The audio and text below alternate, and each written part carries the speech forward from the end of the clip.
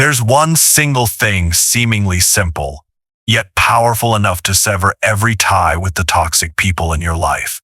No arguments, no explanations, no need to prove who's right or wrong. Once you truly do this, they'll back away on their own without a goodbye, without trying to hold on. The problem is, most of us don't realize it. We keep trying to clarify things, clinging to the hope that someday they'll understand or they'll change. And in that effort, we unknowingly give away pieces of our energy, fragments of our inner peace. We think we're holding on to a relationship, but in truth, we're sacrificing ourselves just to keep something that's already rotten at its core. Toxic people don't care about your happiness, they only care about your reaction. They don't want the truth, they want to see you confused, angry, or drained from trying to please them. Every time you get upset, explain yourself, or feel hurt, you're feeding them exactly what they crave most: control over your emotions. So if you've ever asked yourself, why do they keep pushing the more I stay calm? Why do I feel empty every time I walk away from a conversation with them? Why do they keep coming back, even after I made it clear I want nothing to do with them? There's only one answer. Because emotionally you're still there, even if you've walked away with your words. And only when you disconnect completely, not with loud actions, but with a quiet, awakened mind, will they truly disappear. In this video, I'm going to show you the one thing toxic people cannot stand: a mind that's no longer shaken and a heart that has fully withdrawn. And when you live from that place, not only will they leave, but everything that's truly yours, your peace, your clarity, your self-respect, will return. Let's begin. Why do toxic people still cling to you, even when you've done nothing wrong? You don't need to make a mistake to attract a toxic person. Sometimes just having qualities they can exploit: a sensitive heart, a vulnerable inner world, and a mind that hasn't yet learned how to protect itself, is enough for them to latch on and stay. The truth is, they're not drawn to who you are, but to the reactions you produce. They don't seek genuine connection, they seek control. And the tool that gives them control is your emotional response, whether it's anger, disappointment, guilt, or pity. Every time you react, they know they still have influence. Every time you waver, they sense an opportunity to manipulate. The more you try to explain your boundaries, the harder they push to break them. The more patient you are to keep the peace, the more they take it as an invitation to push further. And when you offer kindness without firm limits, they don't feel gratitude, they feel victorious. In their world, softness is weakness, and every concession is a chance to take more of you. They don't come into your life to build something meaningful. They come to see how long you can endure before you lose yourself. They test you with vague words, inconsistent behavior, and confusing situations, all designed to measure how much you'll tolerate and how you'll react when your trust is tested. What's striking is this: they only exist in your life as long as you keep reacting to them. Whether it's anger, confusion, pity, or frustration, as long as you have emotional energy tied to them, you're still being controlled. That's why some people won't let go, even after you've cut off contact. Because at some level you're still emotionally tethered by unspoken expectations, unhealed wounds, or the quiet hope that one day they'll understand you. They read every small expression on your face like it's an emotional map. They notice the confusion you try to hide. They sense the fear in your eyes, the hesitation in your voice, and the conflict beneath your surface calm. When you pull away but come back again, they know you're not fully resolved, and that only makes them dig deeper. Even when you go silent, they don't let go.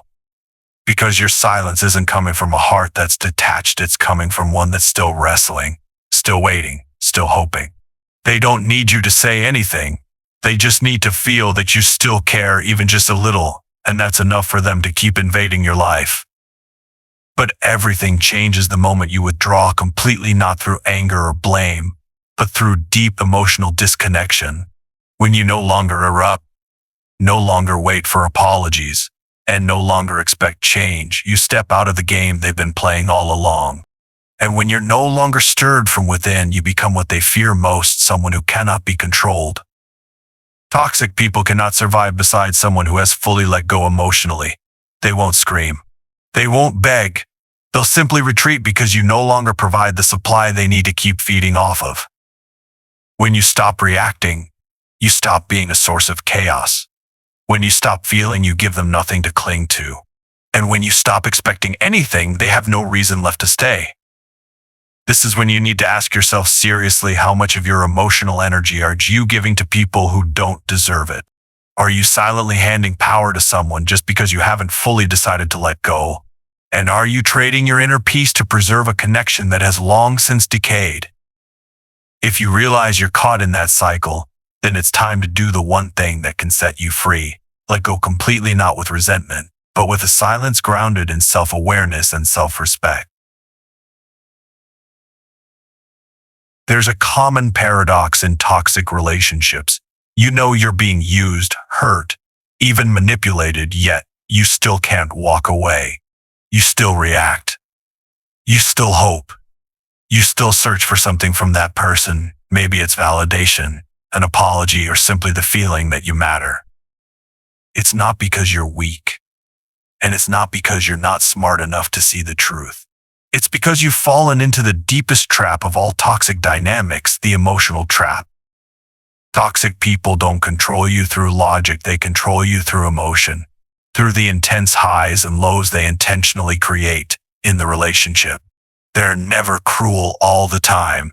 Instead, they alternate between warmth and withdrawal, care and silence, lifting you up one moment only to drop you the next. That inconsistency confuses you, and in that confusion, you become easier to control than ever.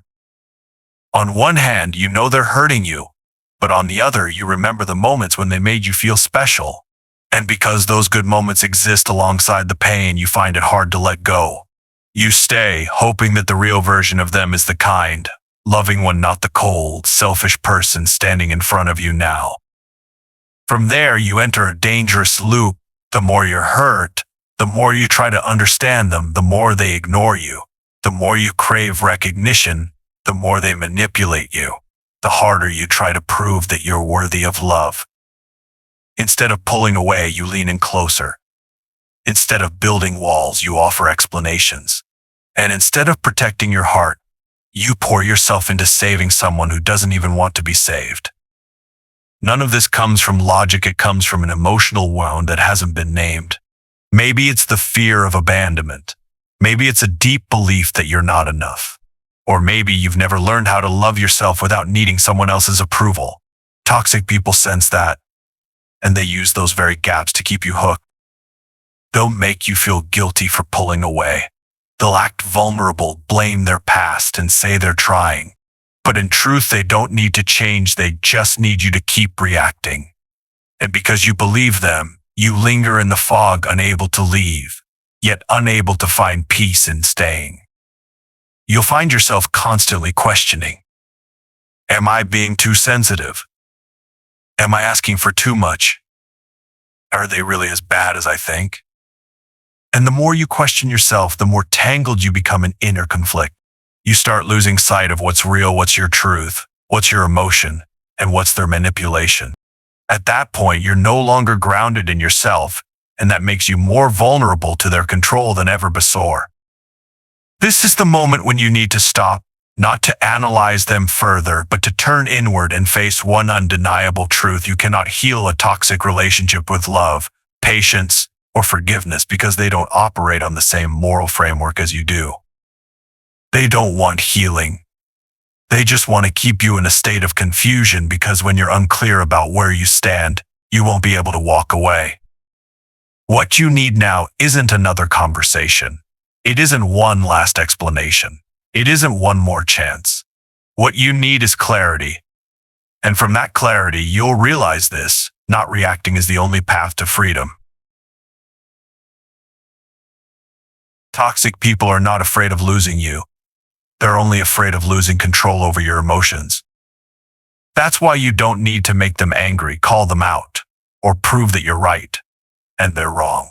The one thing that truly unsettles them and ultimately drives them away is when you no longer offer any emotional reaction to their presence. That's the moment you do the one thing that ends all their games: emotional detachment. Not geographical distance, not passive silence, but a full internal withdrawal where you're no longer shaken, no longer seeking validation, and no longer giving them any power to affect your inner world. Emotional detachment is not cold indifference, it's an intentional act. It means that if you must face them, you can, but their words no longer cut into you. You hear what they say, but your mind doesn't follow. And most importantly, you no longer need them to understand you, because you understand yourself deeply enough not to need their approval.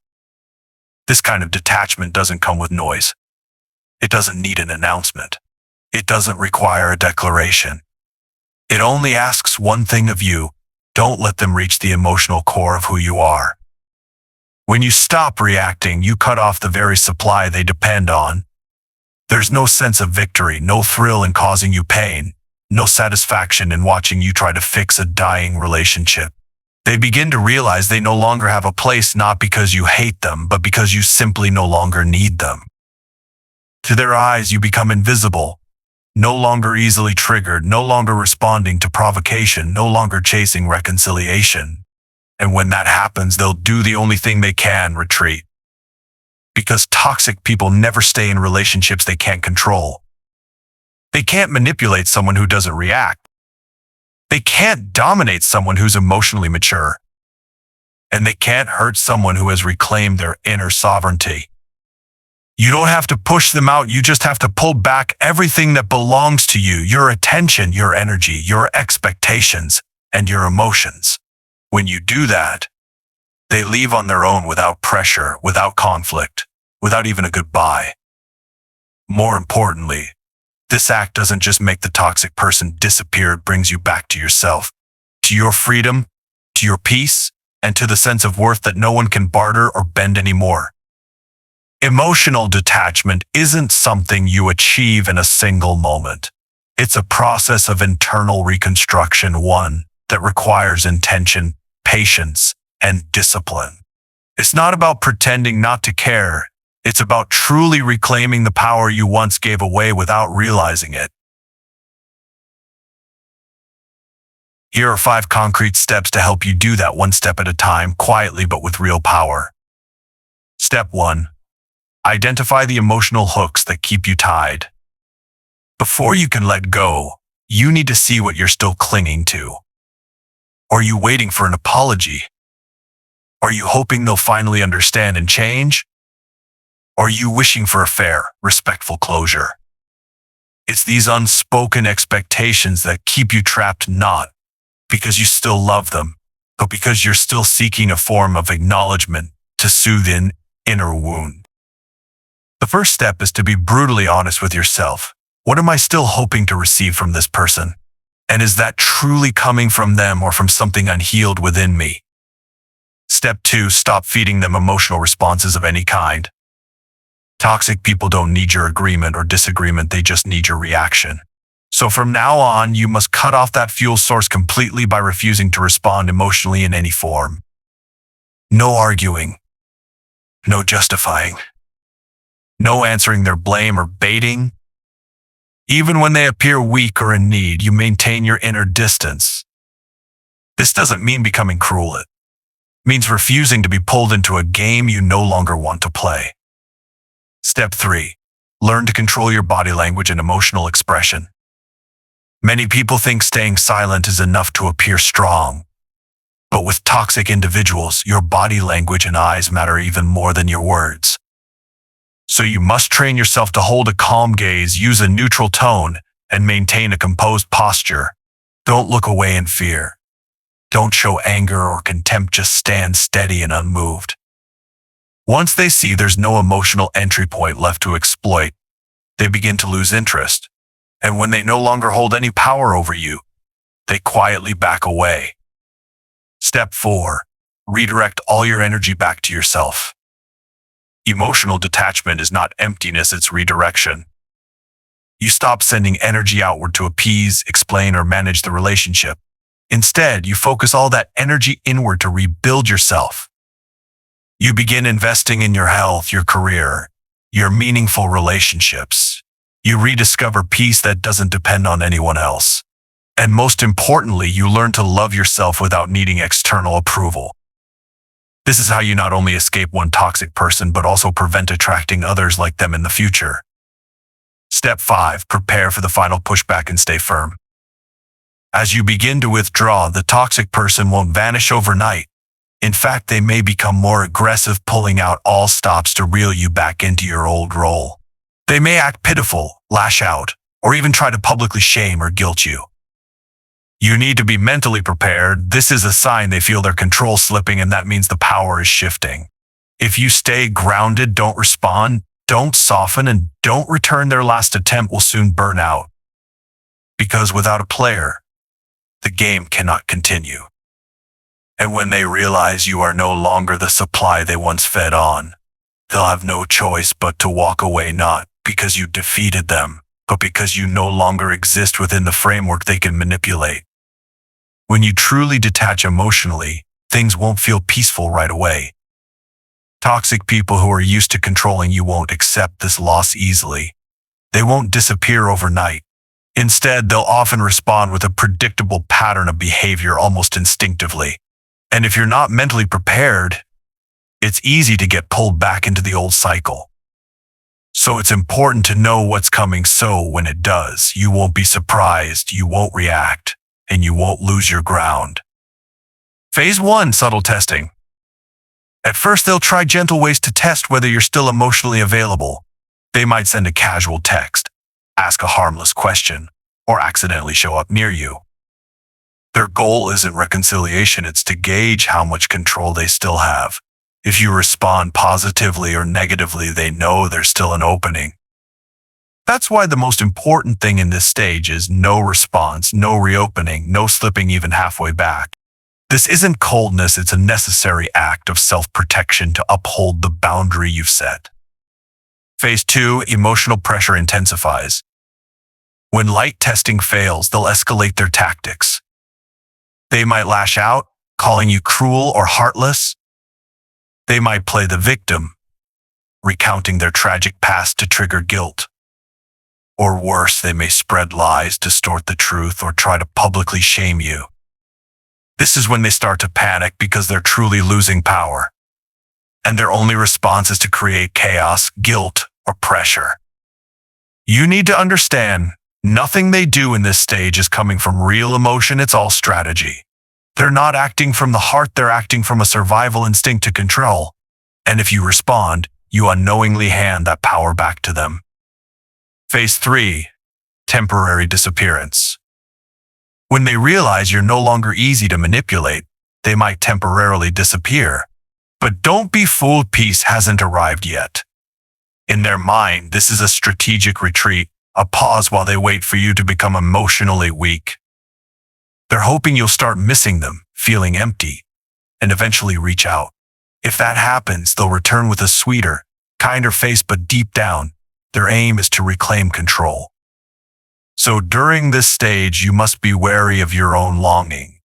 Sometimes you're not missing them, you're missing the version of them you hoped they could be. Phase 4. Full withdrawal. If you stay firm, remain unreactive, and keep the emotional door closed, they will eventually pull away. Not because they've changed, not because they respect you, but because they have nothing left to take from you. Toxic people never stay in relationships they can't control. When you become emotionally invisible, you become useless in their eyes. And that's when they let go, not because you pushed them away, but because you no longer provide what they feed on. What should you do in this phase? You don't need to fight, you just need to remain grounded in silence.